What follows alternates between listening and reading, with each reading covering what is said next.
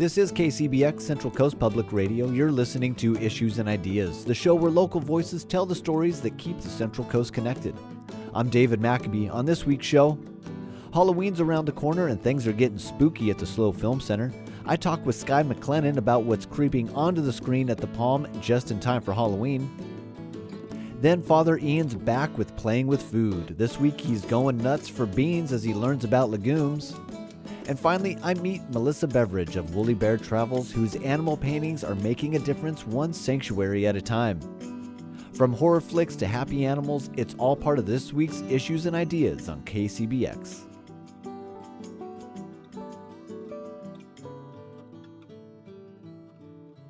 Hi, I'm Skye McLennan. I'm the executive director for the SLO Film Center at the Palm Theater and the San Luis Obispo International Film Festival. Skye, thanks so much for hanging out with me here on Issues and Ideas. Why don't you give me a little bit of background on yourself?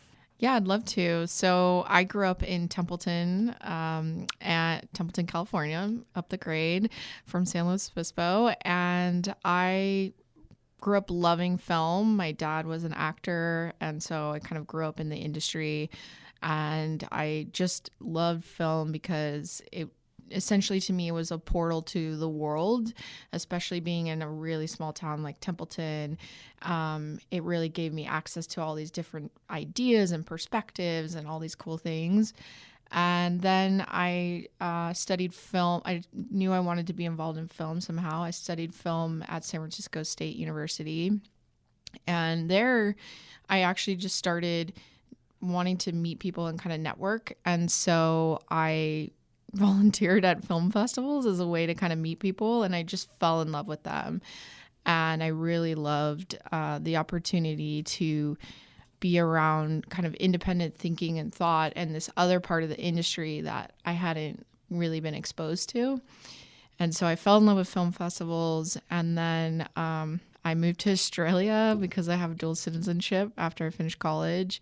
And there I also worked in film festivals, and then really fell in love with production design, so building sets and props and stuff, and I was doing that there as well. And I worked probably the most at the Sydney Film Festival there, which is a huge festival. And then I moved back home, and I worked in the wine industry, but then I also worked at Sundance and Tribeca Film Festival. And then I met Wendy Edson, and she was running the festival for the last 17 years in SLO, and was looking to transition out. And so, yeah, I took over, and I was like, how great is this? I can take everything I learned back to my hometown. And then, yeah, a year ago, we took over the Palm Theater as well. And so, yeah, we're doing it. Yeah, you guys are definitely doing it. We were talking about this off air. Is when I moved back in January, the first thing that I noticed was the film society here exploded between the SLO Film Society, the Film Center, everything you guys are doing at the Palm, the Film Festival. It's definitely not the scene that I left, but it's so exciting to see a pulse to the film industry here. Yeah. We're a small community, but I think we're all deeply passionate, and there's some unity and collaboration that's happening, which is really exciting. And yeah, it's been a lot of fun. Now, with Dad being an actor, were you growing up on set? Were you seeing like behind the scenes? How did that work? A little bit, yeah. I mostly saw a lot of the dark side of the industry, especially in acting. My dad was, what would consider a working actor back then, appearing regularly on guest starring on TV shows, and he was in a few big TV shows. And then you would be lucky enough to get the chance to work on these big movies, and there really wasn't that many at the time. And then also you didn't have Netflix and all those kinds of things, so there just was less work and more competition. And we made the decision to live here 3.5 hours away, so my dad was driving to LA for auditions. Now you can just send a casting tape, so it's a very different world. But yeah, I think I saw a lot of that, the rejection that comes with it, a lot of the less of the glitz and the glam, but I did get to go on set a few times. So I find that really interesting. You say you saw the darker side of it, and still you dove in head first into the industry. I saw all the bad stuff, and I still want to bite. Yeah, I just love it so much. I love world building, and I think, I mean, he exposed me to so many incredible films too, and it was something that we both like treasured and shared. And I also think, like I said, we lived way out into the country in West Templeton. My dad still lives out there, and I was very creative kid and had a big imagination. And I think film just kind of naturally fit with that. So. And so you fall in love with film. Your dad's busy working in the industry, and you decide that you want to go to San Francisco and give this thing a try. Yeah. And how do we fall in love with film festivals? Yeah, it's a great question. So I just knew. So I have this habit of moving to very small film communities. I think my dad also, knowing the experience he was having in LA, which was pretty brutal, and I won't say everyone in LA is like this, but just this kind of fakeness and just disingenuousness. And so I decided I didn't want to go. That wasn't where I was going to go, was to LA, which would have been the more logical place. And that's where people go to make movies and all that. But I took a different route. And in San Francisco, also a really small film community, there wasn't, and at the time my classes were getting impacted, I wasn't going to be able to get the kind of hands-on experience that I wanted. So I learned in that community and at school was like, if I want to make it here, like in film, or I want to learn, I need to put myself out there. So that's when I started volunteering for the festival, because I just thought, well, if I start volunteering, I'll meet people that like film, and these things will kind of connect. But what happened there was, I think just what happens at a film festival is this really like kinetic energy, and it's not just like the filmmakers, but the people that are coming, I think and I was working in as a ticketing, and so I was having more interaction with the real people coming to experience these films. And that was what really excited me, was the exhibition piece, which like no one talks about, is okay, you work really hard on this movie and everything, but who's gonna watch it, who's gonna see it, how are they gonna react? And there's just all these little moments that I started to really treasure, like talking to people in line about what they saw and how it triggered a memory from their childhood. Or film festivals are such a unique opportunity because like you're saying, you're seeing films that are not yet released, that sometimes may never be released. And if they do, it's probably years down the road. So it's a really unique opportunity you get to sit with the filmmakers, you get to sit with the cast, but also the audience is a unique perspective. It's not just a regular ticket holder going to the multiplex. They know what they're getting into, and they know what they're going to see, and it's usually something very unique. Yes, exactly. And and you bring up a great point, is a lot of times you don't ever see these films ever again. And I think it draws in, it's just off of the mainstream. And I have very like specific moments sometimes for some of these screenings and films that I've seen that aren't just tied to even the film itself, but just the memory of seeing it in that theater and that audience and experience.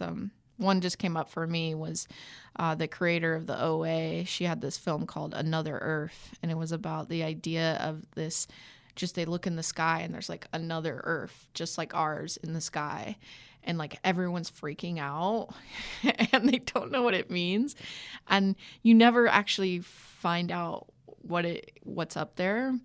Such an interesting sci-fi take. First, I love that movie. Yeah. So it's a great example. And and those are the types of stories you may see at a film festival, especially like something at the SLO Film Fest, a little I don't want to say smaller, but a little more contained. You're going to find simpler stories wearing a big package. Right, yeah. And why today do you think film festivals are so important? I think there are a lot of stories out there that never get the light of day through these mainstream channels. And film festivals, we're we're basically like curators. We're combing all these different films to present these films to our community. Our film festival is going to be different from another city's film festival. We really think about what are the things in San Luis Obispo County that people want to see, they want to talk about. We partner with a lot of other nonprofits and communities to use film to also not only bring awareness to the issue, but also like how can you bring that impact locally.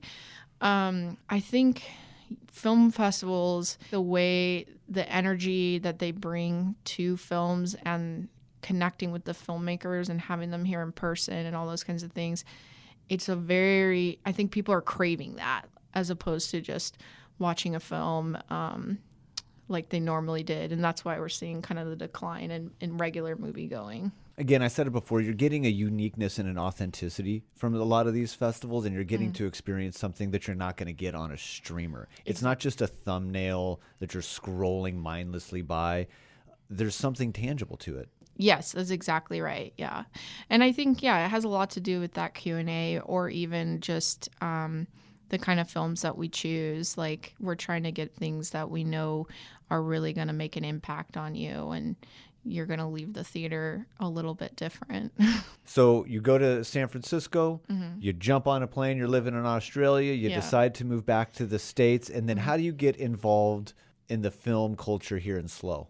Well, it had a lot to do with, thankfully having the opportunity to get involved with the film festival. And at that point, I had enough experience working at other festivals, and it is something that's like a very unique skill set that I have that not everyone has. And so Wendy was like, she's like, did you fall from the sky? Like it's kind of rare that I would just kind of come back into SLO. So that helped. But then I've also made a conscious effort to get involved in the film community, to make friends, to be supportive of other people that are doing work here. So the Central Coast Film Society, we work a lot with them, and one of them's on our board. So that's kind of my philosophy has always been like a collaborative leader.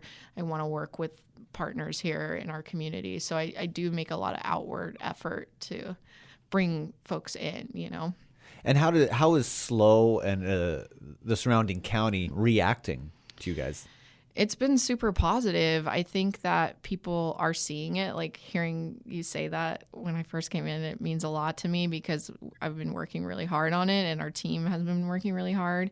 But it's been positive. I think people feel energized by it. We're bringing in new audiences that we've never had before.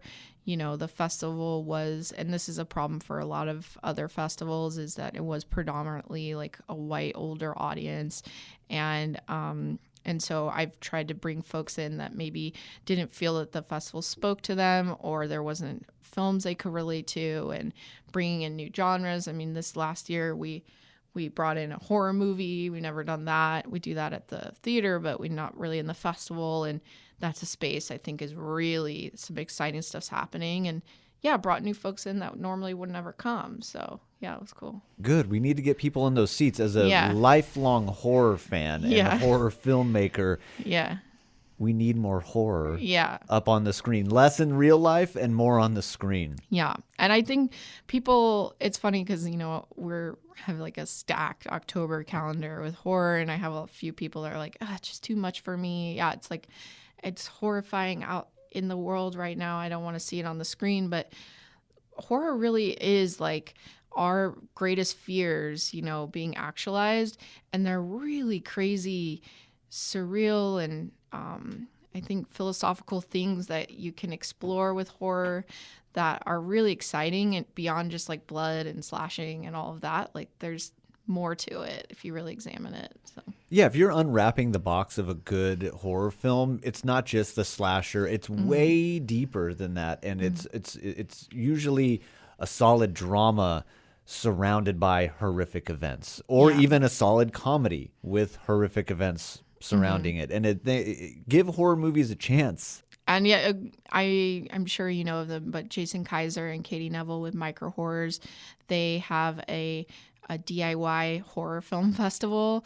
And so, yeah, we've worked with them. They're going to help program some shorts for the festival this year. And they just like love horror and made this film festival, I think going in its 5th year now. And it's 5 horror movies, 5 minutes or less. And it's just been a great way, I think, for the community to get involved. And all kinds of folks make films and submit them. So it's been really cool to see.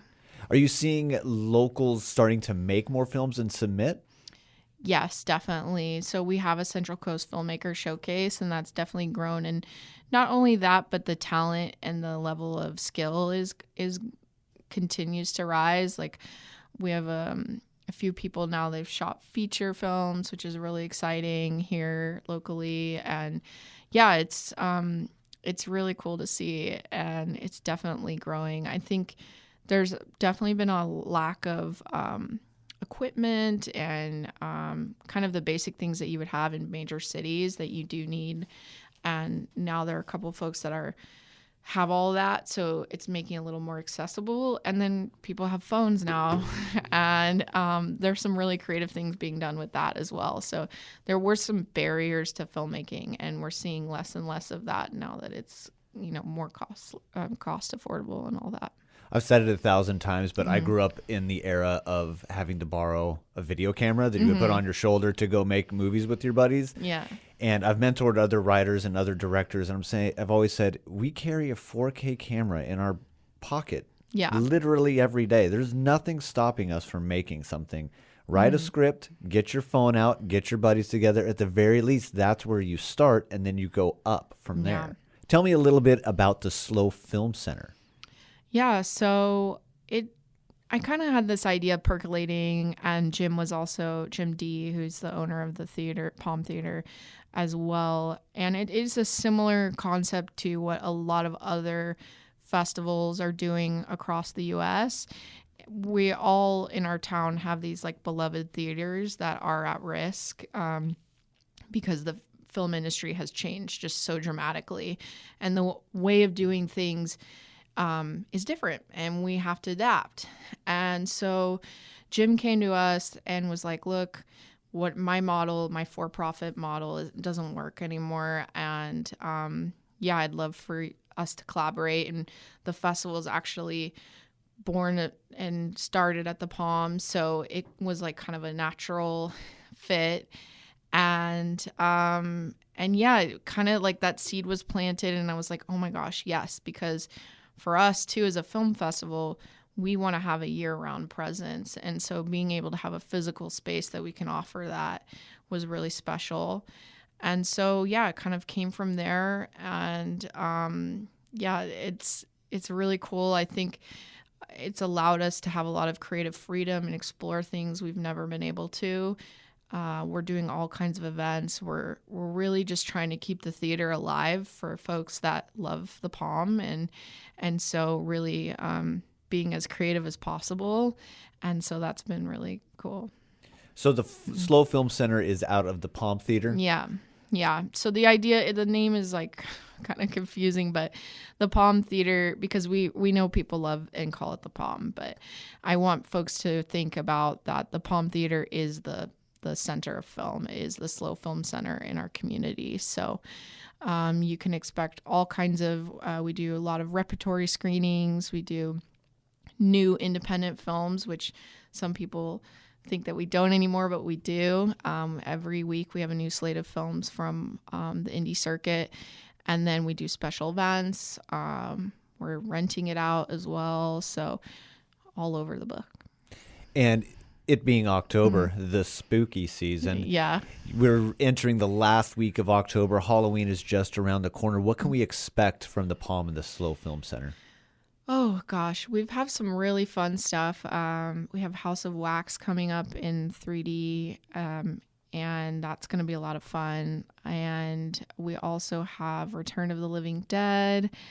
And one of my favorites. Yeah. Hands down, one of my favorites.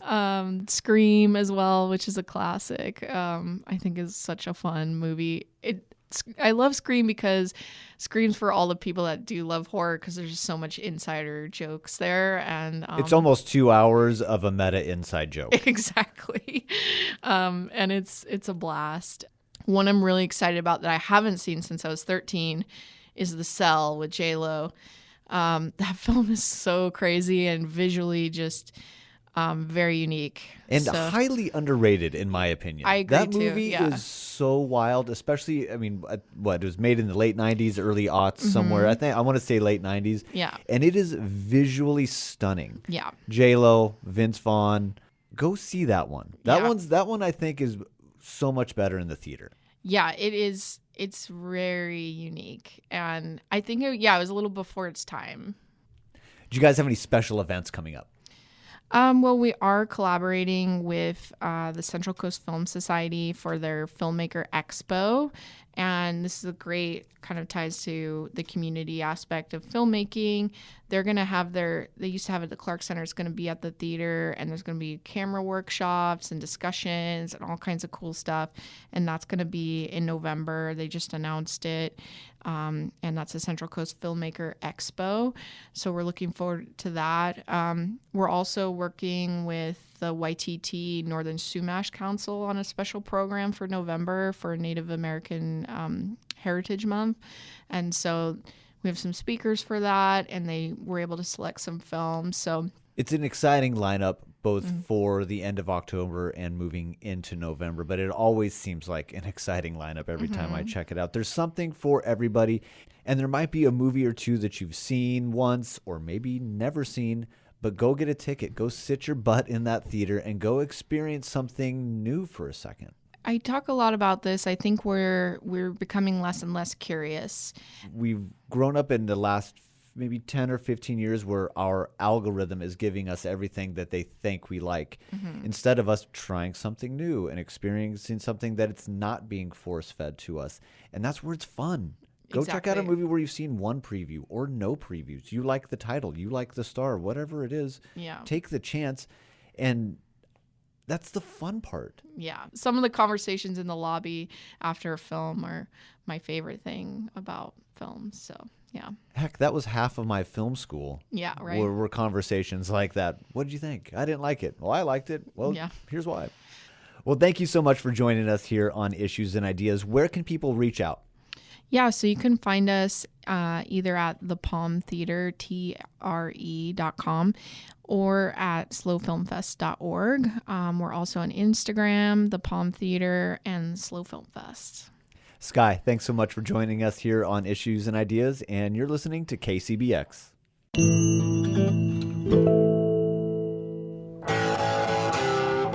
This is KCBX Public Radio for the Central Coast. I'm Father Ian Dellinger, and I'm playing with food. Beans, the musical fruit. The more you eat, the more you toot. The more you toot, the better you feel. So let's have beans for every meal. Ate my beans and they were loaded. Went to bed and they exploded. Beans. They come in so many varieties, and they are absolutely delicious. One local farmer grows many varieties of beans, the kind that you eat the pod and all, like green beans, the kind you have to soak overnight, like pinto beans, and another surprising variety whose identity I'll let unfold through this episode. Beans are in a category called legumes. You may have also heard the term pulses. Legume refers to the plant, pulses refers to the edible seed inside, whether eaten fresh with the pod, like sugar snap peas, or eaten without the pod, like dried beans. And today, we're going to look at 3 types of legumes, but only 2 are pulses. First, a little background on the farmer, and then off to the fresh beans first. So my name is Ariella Gottschalk, and I am the owner of Halcyon Farms in Arroyo Grande. Can I ask 2 questions, historical questions? Are you related to the Gottschalks of Santa Maria Town Center East? No relation. I wish. I probably wouldn't be a farmer. I'd probably be vacationing in Tahiti right now if I was one of the members of that Gottschalk clan. Okay. When I would come here with my dad, who lived in Santa Maria, for him to get his produce, it was not called Halcyon Farms. Yes, so this farm used to be called the Rutiz Family Farm. And about 3.5 years, actually almost 4 years ago now, my husband and I purchased that business from the Rutiz family. Well, congratulations. Were you farmers before that, or did you leave some high-powered jobs in Los Angeles to come do farming? No, I was actually a farmer before this, but I had a very sweet job. I worked for Transitions Mental Health Association. I was the program manager for Growing Grounds Farm in Santa Maria. And so I always like to say that I got to play being a farmer and get a salary at the same time. So I had the perfect training for being able to do this kind of job, but without any of the pain of crop failures, or, I always got to get paid, so that was nice. And I've lived on this land above the farm now for 25 years. I made friends with Jerry Ortiz, and, he gave me lots of advice. And so over the years in that relationship, we were able to transition really easily into me taking over from him. Okay, so what do we got here? Okay, so these are our Blue Lake green beans right here. Pretty. And they're looking really good. They're nice and dark green, long, straight. Just what you want in a green bean. Pick one. You can I just eat give it it right a taste. Yeah. And so those, I think they taste great raw. They do taste great raw. Yeah. Yeah, straight from the field. How easy are these to grow? Green beans are very easy to grow. You just put the seed in the ground and add water, and they hardly take any fertilizer. You don't see any white flowers here anymore. That's because all the flowers have turned into green beans. And so this is going to be quite a productive field of green beans. We have 3 rows, and we'll have like pounds and pounds and pounds of green beans. Okay, and how long does this crop take to grow? Green beans are pretty quick. They're like about 60 to 70 days, depending on the weather. Although they never seem to be ready when you want them to be ready, or they're ready before you want them to be ready. So it just, depends on how hot it is sometimes and how nicely the sun is shining or not shining. But generally it's about 60 to 70 days. Okay, do you have more than one crop? Yes, we plant green beans every 6 to 8 weeks in the summertime. And then we try to have a crop for Thanksgiving, because everybody wants green beans at Thanksgiving. And I always struggle with timing for that, because inevitably the weather's going to be somewhat weird at the end of this, this time of year. It could get cold, it can get really hot. Last year I planted them, I thought it was the perfect timing, and they were ready 3 days after Thanksgiving. So this year I planted them 10 days earlier, and they're going to be ready probably for Halloween. So it's just the timing. Hopefully you just keep planting them, and you just kind of eventually will have them all the time. That's Okay, what our so plan is, to have them all the time. You could just Just in the summer. 1 row a week. Plant 1 row. Yeah, well, we do 3 or 4, but yes. Yeah, no, not every week. That would be overwhelming, but every like I said, every 3 to 4 weeks is good, or 4 to 6 weeks.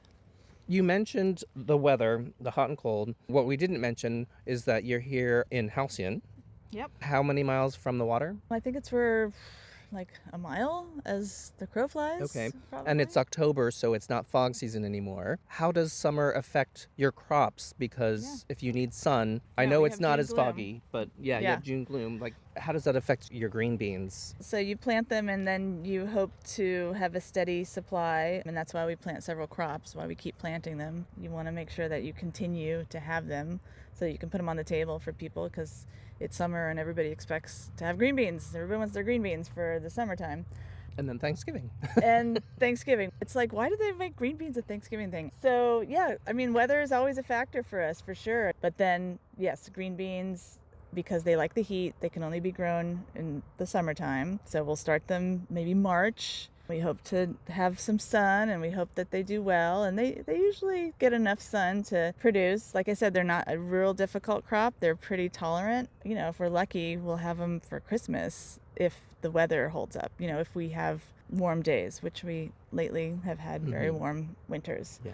We have these hoop houses over here. There's 6 big ones right here that we use for our early crops, where it's warmer. The plastic kind of keeps it more of a warm temperature in there. And so that can help with some of our early season or late season issues. We do have a crop of green beans that we just planted in that last hoop house that will hopefully be good. Maybe those might be our Thanksgiving green beans, actually, come to think of it. Because everything's just growing so much faster than I expected it to right now. Last year was so much colder this time of year. So yeah, every year is different. One of the things that is great for us is we have so much diversity. So we don't have green beans, well, have corn. There's always something that we have. So if the weather turns, we don't lose our shirts, so to speak. How much water do they take? I noticed that you have overhead sprinklers for this. Yeah. So 2 questions. How much water does it take, and why overhead and not drip? Mostly for convenience. The way we grow our green beans is we plant them in the middle of these corn crops. You can see we have 2 crops of corn on either side that were planted at the same time. So we'll plant 3 rows of corn, 3 or 4 rows of green beans, and another 3 rows of corn. And putting the sprinkler in the middle, it's just the right amount of water to get the whole block that we planted together. We do use a lot of drip irrigation here for our crops, but these green beans are pretty quick. So to put a drip line in, you're basically putting out a big row of plastic. That's an expense, and it's not going to be here for that long. Yes, it's more efficient for watering, but then you have to throw it away at the end of the crop because inevitably it's going to get cut and the gophers will chew it. The green beans, because they're so closely planted together with the corn, I actually think that the sprinklers are very efficient because there's not a lot of open ground here. All that water is definitely going right to the crops. There's not a lot of space for weeds to come up. You're listening to KCBX Public Radio for the Central Coast. I'm Father Ian, and I'm at Halcyon Farms in Arroyo Grande checking out legumes with Aurelia Gottschalk. Before we moved on from the fresh beans to the dried beans, I had a question about my favorite types of green beans. When and where is the best time to buy sugar snap peas and snow peas here on the Central Coast? There's not a lot of snow peas being grown right now. Snap peas are like the big thing that's super popular, and of course shelling peas. Yes, early spring and winter is when we grow them here in our kind of coastal climate here. Mm-hmm. It used to be like in Santa Maria, those fields were loaded. I mean, that was like pea heaven. Everybody was growing snap peas. It was like big business. There's been some pests that have come into the area and in the soil that have started to affect vitality of the snap pea crops, and I think a lot of people have kind of given up on them. They just start getting rust and mildew, and it's just been challenging to grow them. We've had a lot of challenges growing them as well, but they're super popular and they're everybody wants them, so we keep trying. But they're a lot of work. I mean, they're really tedious because they're vines, so you have to build a support for them. You got to put in stakes, and then you have to come around every 10 days to 2 weeks and string them because they don't grab onto the stakes by themselves. You have to build a trellis along the row as they're growing, and then you're waiting for them to flower, and then they make the pods, and then it's very tedious to harvest. At least you don't have to bend over to harvest them because they're up high. So each pod harvested by hand. It doesn't weigh very much. I think a lot of people would say that wouldn't be their favorite crop to grow. It's definitely not my favorite crop to grow, but I do love to eat them. So we keep growing them. I love eating them too. But now we're off to look at dried beans. When I did the episode on pinquito beans all those years ago, I didn't get to see the beans in the field. This was my opportunity to see the fascinating production of dried beans. So these are a dried bean. Oh, look at these. Yeah, so these ones are drying. And I believe these are the pintos. Yeah. Oh. So these beans are dried. And obviously these are the kind of beans you eat. Pinto beans. We boil them up and we eat them. We let them dry on the vine or on the bush. These are bush beans until the husks are brittle and dry. And then we'll thresh them and we bag them up and sell them as dried beans. This is also legume. Okay, they're very pretty. Yeah, aren't they pretty? Yeah. Yeah. But they are pinto beans? They're just a different type because they have less red and more white. I think that it's just because they are still curing here. Okay. These ones, let's see, these ones I think are Flor de Mayo. Oh no, these are Peruano beans. Ooh, I learned about those a couple years ago. Yeah, these beans are really good. They are, and they cook very quickly. Mm-hmm, they do. Well, the thing with beans, almost all beans, when they're fresh, cook a lot faster than beans that have been sitting in a bag on a grocery store shelf for a while. These ones are still, as you can see, the plants are still green, and some of the pods are still green, so they got a ways to go before they're ready to harvest. How long of a crop are these beans? To green pods, it's probably about 80 days, and then to the drying stage where we can actually harvest them as dried beans, it's probably another 20 to 30 days after that. It's a pretty long crop, 3 to 4 months, 4 months. So for the dried beans, as an aside, when I did my pinquito bean episode, I found out that the dried beans don't taste good fresh. They only taste good after Right. they've been dried. So I did learn that. Yeah. But I didn't go out into the field like this. Uh-huh. So for dried beans, you kind of like,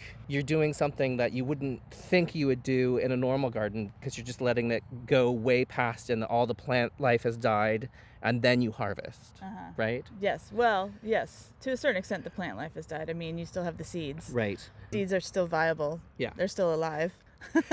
Can you harvest them when they're fresh and then dry them? No, when they're fresh, let's see, like this one right here is still green. Uh-huh. And see how it's flat? Yeah. It hasn't formed a bean yet. I don't know what it would taste like if you tried to eat it. Probably very starchy, but it's, it's just a tiny tiny. little thing. It hasn't really formed anything.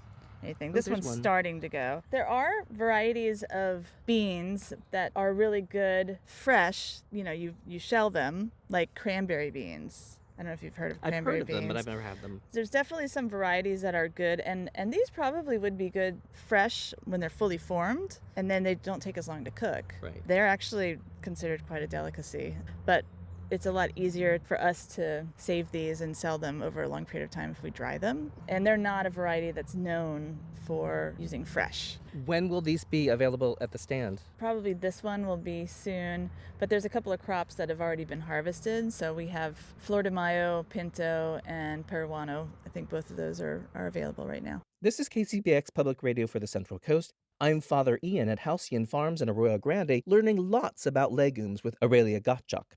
The next legume surprised me. We're standing in front of jicama, and I was interested in jicama because it's popular in California, particularly in Mexican dining, but, nobody knows what it is. Yeah. Right? So that's right. Jicama is a legume. That crunchy, nutty, slightly sweet root vegetable is a legume, but you don't eat the pulses. This looks like lima beans. Right. It's related to beans. It's a legume. These pods that you see on top of the jicama are the seeds that will be harvested for next year's planting. And you can see it has these little flowers that are purple and they look like pea flowers. That also indicates that it's a legume. So a legume is just a kind of plant. But this legume in particular is grown for its roots. The jicama is the root of the plant and it grows under the ground.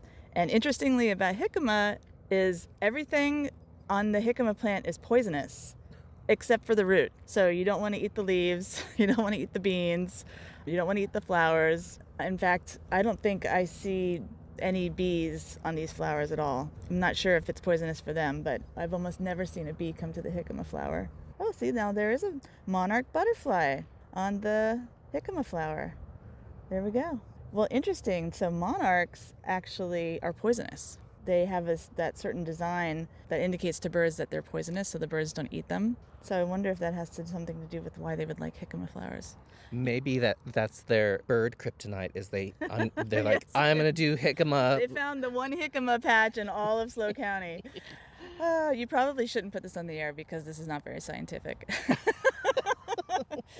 You might have scientists calling up and saying, absolutely not, that is false data. Well, I have a chemistry degree, so Okay, I'll be well, the maybe first. you know. Yeah.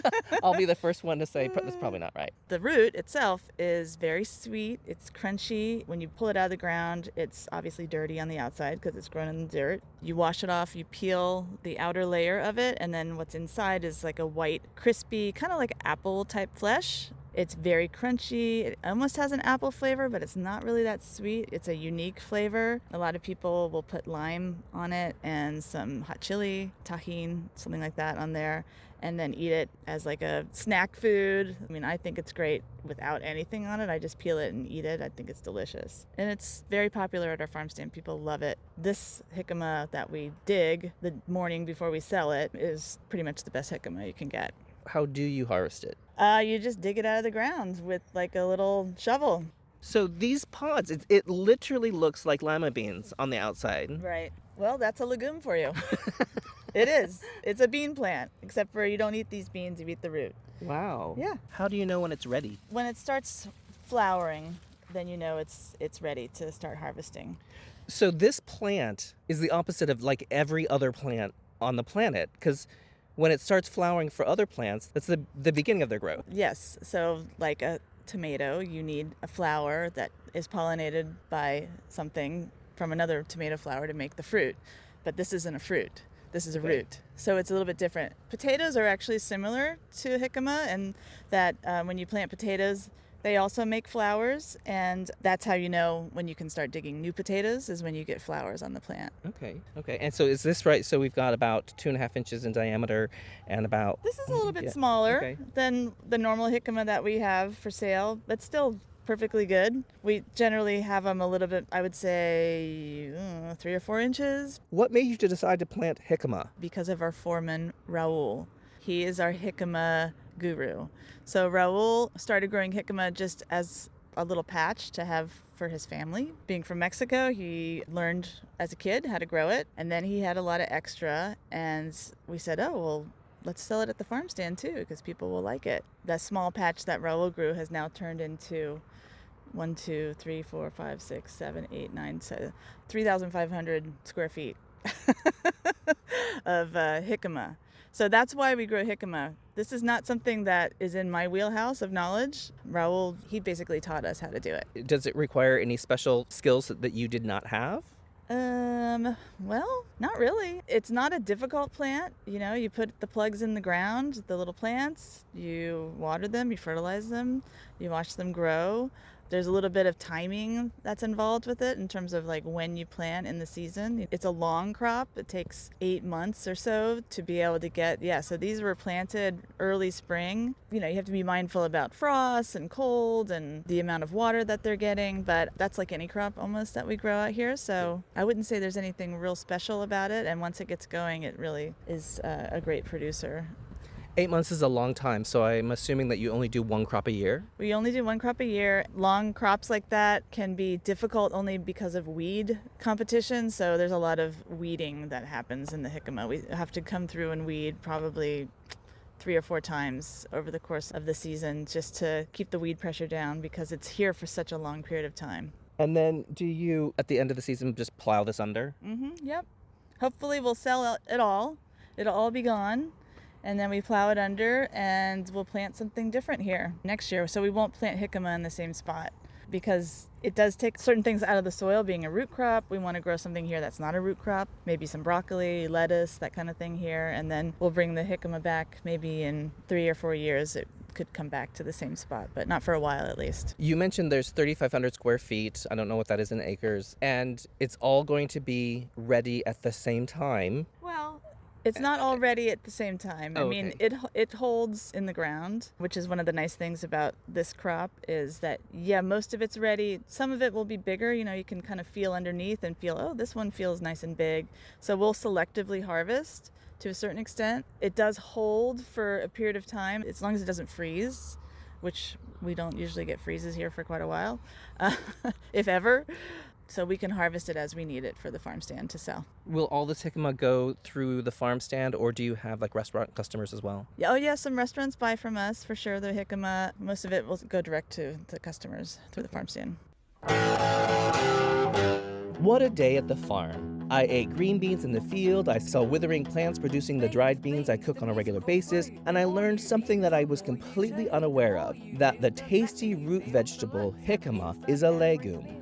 I wonder if the bean song applies to jicama too. To bed and they exploded. This is KCBX Public Radio for the Central Coast. I'm Father Ian, and I'm playing with food.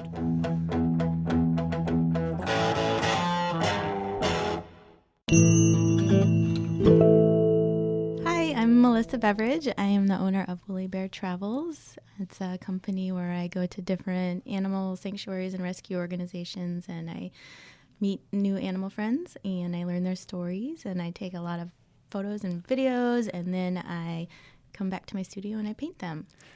Thank you so much for being with us here on Issues and Ideas today. Why don't you give me a little info, a little history? Where did this all start? Well, years ago, I went to a sloth sanctuary in Costa Rica and I was working as a science illustrator at the time and I was doing medical illustrations for the sanctuary, and I got the idea that I wished I could do something like that for a living, and I didn't know how to do that, really. So I kind of came up with some ideas that didn't work out, and it kind of went on the back burner for a lot of years. And then one day I was here working at Animal Care Clinic, as a vet tech, and I was driving home from work, and I was on the 101 by Shell Beach, and I was living in Shell Beach at the time, and right at that spot where the highway stops every day with traffic, it stopped, and I stopped, and then a semi-truck behind me did not stop. And it slammed into me, and I was like spinning all around and hitting things. And one of my, like, I remember it all in slow motion. And one of my thoughts was I didn't get to do my animal project. And then when I wasn't dead, I decided I should go do it. Well, I'm glad you're not dead. Yes, I'm glad I'm glad. Let's just spoiler alert. Not dead. It's so crazy that like life has to do that to us sometimes, to like shake us real hard to be like, hey, go do your thing. Yeah. You're meant for this. Go do this. Yeah, this is just weird. As I was like spinning towards like the semi itself, I was like, oh, I didn't get to do that. It must have been scary and enlightening. Once the car stopped, I'm sure like, yeah. Okay, I'm alive. I'm Yeah. still here. Time to get to work. Yeah. Yeah, I had a little bit of a head injury that I had to work through, and then after that was settled, I got to go figure it out. So I've kind of been figuring it out since then. Tell me a little bit more about that. How are you figuring it out? How did you figure it out? Well, I was working online with a group that kind of taught you how to go out and do what you want, basically. And I had talked to them about it, and they just kind of, it was like it was called Location.And, and I don't know if they're still around, but it was just like, taught you how to be location independent and travel around and make money and make a living and stuff. And I wasn't quite all the way with what they were teaching, but I wanted to learn how to like travel around and kind of get paid for it. So I looked into a lot of different classes and different things, and then I ended up at a conference that they had in Denver, and they were like, brought me up on the hot seat thing, and they were like, tell us what you want to do. And I told them, and they were like, tell us what you do if you had like all this money, how you do it. And then they were like, tell me what you would do. Well, first they were like, tell me what you do if you had all this money. And I told them, and they were like, what if you didn't have it? What can't you do? And I was like, a lot of it I could still do. So I was like, okay. So I ended up like going around and figuring out different things. I had a job that I was doing online at the time too. And they were like, when do you want to leave? And I told them, and then I stuck to it. And they said, January. And I said, okay, yeah, I'll go in January. And then I went to the first place on my list was this donkey sanctuary in the UK. Because I was watching their donkey cam all the time, and I love donkeys so much. So I thought I should start there. So I went there, and I stopped at a bunch of different places there. And, it all kind of started from there. Since then, in the ways I'm figuring it out is I tried some different things like working with wholesale, going to trade shows, to greeting card trade shows, stuff like that, because I make cards mainly. I do make other things, but cards are my big thing. Let's go back a little bit. Where did this love of art come from? I think it came from when I was little. I would enter these contests for FFA, and then we'd have to draw these like posters of animals and stuff. And I was not in FFA, but I don't know how I even got to do the contest, actually, now that I think about it. But my friend and I did it every year, and I kept winning, and so I was convinced that I must be good at it. I don't think I was. I don't know how I won. But I would enter little contests like that, and people would tell me that I'd win, and I'd be like, oh, maybe this is the thing I'm good at. So I kind of just started putting more effort towards that because I wanted to be good at something, I think. And then, I started taking art classes in high school, and I just really liked it. So I just always, that was like kind of my thing, that I thought I would be an artist or a veterinarian someday. Well, that brings me to my next question. I mean, you've got a love for art and you've got a love for animals. Is the love for animals kind of maturing at the same time as your love for art? I probably loved animals more than art always, but I didn't think I could go into like an animal profession because it seemed very difficult and sad, and I didn't think I could do it. But then when I was at that sloth sanctuary I mentioned, this clinical side of me came out that I didn't know was there, and I was like, oh, maybe maybe I could actually work in this field. And that happened to be right around the recession in 2010. So I actually was like, well, everybody stopped buying art. I was working as a science illustrator at the time, and everybody stopped buying art. And I was like, what can I do that will always have a job? And I knew it would be animals. So that's how that part came about. And eventually I just ended up finding a way to connect them both through the business that I'm doing now, because I get to go certain places, I get to go and help animals. During COVID, I got stuck in Africa for 6 months in Zimbabwe, and it was lovely. There was like nobody in the embassy or there was no way to really leave. And I was like, well, I guess I'll just stay here where I am helping animals, and I'll just keep doing that. So yeah, I just, in certain places and certain countries, I can do more than I can in others as a vet tech because of laws, how things are governed. So in Zimbabwe, I was like giving zebras enemas and, taking care of baby baboons and Just your run-of-the-mill regular Tuesday afternoon. Yeah. So yeah, I just like to go and help if I can, and then, try to help them with art afterwards. Describe how you're helping with the art. I know that you give back to certain sanctuaries. Describe how that works. Yeah, so I do portraits of the animals that I meet, and I put them on the cards, and then on the back of the cards I will put the story about the animal, and I try to make it be a happier story of a better life, because there's enough sad things in the world to think about. We don't need any more. So I'll do that, and on the bottom I'll put the information of the sanctuary and how people can find them and donate to them directly. And then 10%, I keep track of every single thing I sell and have a ton of spreadsheets. And then at the end of the year, I will see how much I sold of a certain card and what sanctuary that benefited. And then I give back 10% of my sales to that sanctuary. And then I also help them, give them things to put in auctions and give them free stuff and try to help them with making people know about them. And how do you reach out to the animal sanctuaries? Are they reaching out to you? Is it a little bit of both? It's a little bit of both. It started with me just reaching out to people, and now it's getting to the point where people are reaching out to me, which is kind of fun. So yeah, at this point, it's about half and half, I'd say. That's exciting. So people are reaching out to you for you to do what you love most, to hang out with the things you love most. Yes. Animals, and you're doing art. Yes. That's got to be so exciting. It is exciting. It is. Do you have any exciting stories of going to these sanctuaries and meeting great animals, or painting an amazing portrait, meeting great people? Yeah, well, the Zimbabwe was quite an experience, I have to say. I was just there to volunteer at a place for 2 weeks, and then the COVID hit and the border to South Africa shut, and I was right next to that border. And it was 6 hours north to get to the other northern border, and it was a military lockdown with basically kids with machine guns in the street, and like Gosh, so wild. A little crazy. I didn't really want to try to get 6 hours north, so I ended up staying. And then so for the first 3 months, I was in the sanctuary that I went there to visit, which had a bunch of African animals that you would think of, like baboons and vervet monkeys and bush babies and mongoose and warthogs and zebras and just tons of different things. So I ended up taking care of them for the first 3 months. And then we were on a different property, which is a longer story, but these 3 donkeys ended up getting rescued. And as you know, they're my favorite. So I ended up going with the donkeys to a different rescue halfway through my time in Zimbabwe.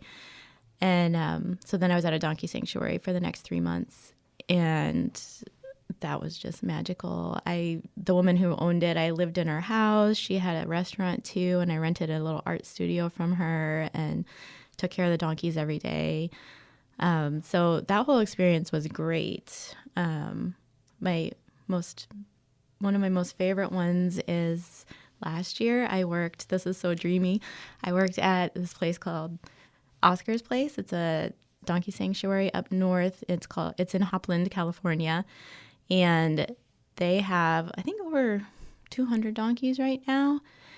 And they had me come up and meet their donkeys, and I painted 15 of them for them. And I'm like their sanctuary artist now, which is so exciting because it's donkeys, and it's like, it was just dreamy. I just loved it. I love that. But tell me, why donkeys? Where does this love for donkeys come from? Don't be wrong. I like them too. The big ears, they're kind of goofy. They sound weird. Why donkeys? I think it's because I lived in Montana for a while, and I was working as a farmer at the time, and I lived in this little like sheep trailer on somebody's property, and this donkey named Dusty kept coming up to my little trailer, and he'd shove his nose through every morning, and he would like snort at me, and he'd try to eat the bread I'd have on the counter there. I just loved him so much.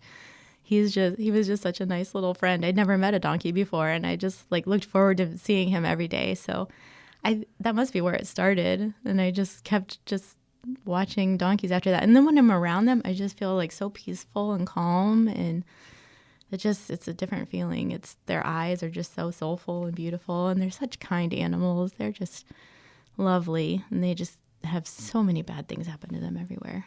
It's funny how we connect to certain types of animals. I'm a dog guy, and I look in my dog's eyes, and we can communicate. We can say whole sentences without even moving our lips or barking. Yes. Like we just know what's going on. And I think that's so special to connect with an animal on that level. And you're taking that and then you're portraying it into these lovely portraits. I mean, they're great. I wish this was a video so people could see. But where can people reach out and see some of your artwork? I have a website called Woolleybear Travels. It's WOOLLY Bear. It's a confusing one to spell. So it's woollybeartravels.com, and I have all my stuff there. I also have my art on a couple of utility boxes in town. So one of them is by Costco. The donkeys are on there. And then I knew those donkeys looked familiar too. Yep. I knew they did. They're at Costco welcoming you in. And then there's some dogs and cats on one downtown on Higuera and Santa Rosa, some rescued dogs and cats from the county. And then I'll be at Locally Made, which is a pop-up shop in San Luis behind Thrifty Beaches on the backside on Monterey on that side. So that opens on Black Friday and it goes till Christmas Eve. And I'll have a booth there, which I have every year, and I have a ton of stuff in there. I also have my work in Los Alamos Gallery and in the Natural Toolbox in Pismo outlets. That's fantastic. You're everywhere. Yeah. Everywhere we turn. Yay. That's awesome. Tell me, where did the name Woolleybear come from? I grew up in Ohio, and there's these little fuzzy caterpillars that we called Woolleybears. And everybody would collect them and kind of like stare at them. And there was even a woolly bear festival in town, and people would race their woolly bears. And like, it was just like I don't know, I thought everybody knew what a woolly bear was. Apparently nobody knows what a woolly bear is. And I just kind of wanted a name of an animal that didn't pigeonhole me into one kind of animal. And then somebody I was talking with suggested, just kind of thinking of where I came from, and that I kind of was a caterpillar woolly bear, and then I grew up into a butterfly and left and got to see the whole world.